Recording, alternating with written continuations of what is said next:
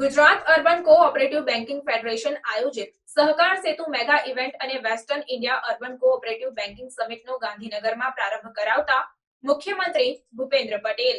આપને જણાવી દઉં કે મુખ્યમંત્રી ભૂપેન્દ્ર પટેલે સ્પષ્ટ મત વ્યક્ત કર્યો છે કે કોઓપરેટિવ બેન્કિંગ સેક્ટર ટેકનોલોજીનો લાભ લઈને સંચાલનમાં પારદર્શિતા સાથે વિકાસ કરી શકે તેવો આજનો સુવર્ણ સમય છે. આ સંદર્ભમાં તેમણે કહ્યું કે વડાપ્રધાન નરેન્દ્રભાઈ મોદીની પ્રેરણાથી દેશના પ્રથમ સહકાર મંત્રી અમિતભાઈ શાહના નેતૃત્વમાં કોઓપરેટિવ બેન્કિંગ સેક્ટરના સસ્ટેનેબલ ગ્રોથ માટે સફળ પરિણામદાયી પ્રયાસો હાથ ધરાયા છે. કોઓપરેટિવ બેન્કિંગથી લઈને પીએસીએસ સુધી દરેક ક્ષેત્રે સહકારથી સમૃદ્ધિનો મંત્ર સાકાર થયો છે, તેમ પણ મુખ્યમંત્રીએ જણાવ્યું હતું. મુખ્યમંત્રી ભૂપેન્દ્ર પટેલે ગાંધીનગરમાં યોજાયેલા સહકાર સેતુ 2024 મેગા ઇવેન્ટ તથા west India urban cooperative banking સમિટનો પ્રારંભ કરાવ્યો હતો.